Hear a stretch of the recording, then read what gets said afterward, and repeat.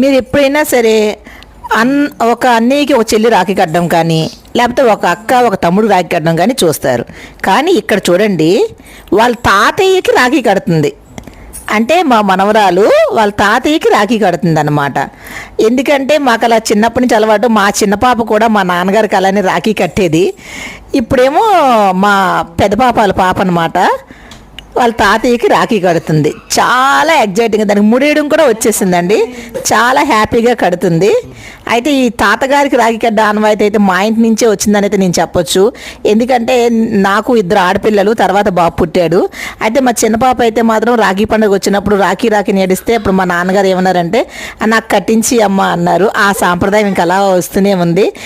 ఇప్పటికి కూడా మా చిన్న పాప మ్యారేజ్ అయినంత వరకు కూడా వాళ్ళ తాతయ్య కడుతూనే ఉంది. ఇప్పుడుగో మా గగన కూడా లాస్ట్ ఇయర్ నుంచి స్టార్ట్ చేసింది వాళ్ళ తాతయ్యకి రాఖీ కట్టడం. చక్కగా చూడండి, కాలుకి ఎంత బాగా మొక్కుతుందో చూసారా. ఆశీర్వదిస్తున్నారు వాళ్ళ తాతయ్య గారు. చాలా బాగా హారతి కూడా ఇచ్చిందండి వాళ్ళ తాతయ్యకి. పట్టుకోవద్దు ప్లేట్ అంటుంది వాళ్ళ అమ్మకి, కానీ నాకే భయం వేసింది, చిన్న పాప కదా అనేసి. కానీ చాలా బాగా చేసింది, రాఖీ బాగా కట్టింది. దాని ఆనందం అన్నమాట. చూడండి ఎంత బాగా చేస్తుందో. వదిలేమని చెయ్యి వదిలేమని అల్లరనమాట. అది అయిపోయిన తర్వాత, హారతి అయిపోయిన తర్వాత వాళ్ళ తాతయ్య అయితే మాత్రం తనకి డబ్బులు ఇచ్చారు.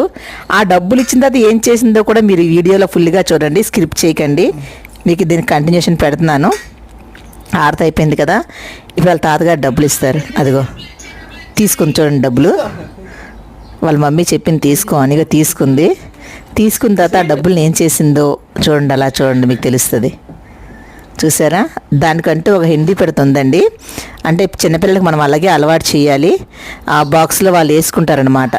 దానివల్ల ఏంటంటే వాళ్ళకి ఇప్పటి నుంచే డబ్బు రోజు అడుగుతుంది డాడీ కాయిన్లు ఇస్తే వేస్తుంది అందులో. అలాగే గబ్బ మొత్తం నింపిస్తుంది. చెప్పు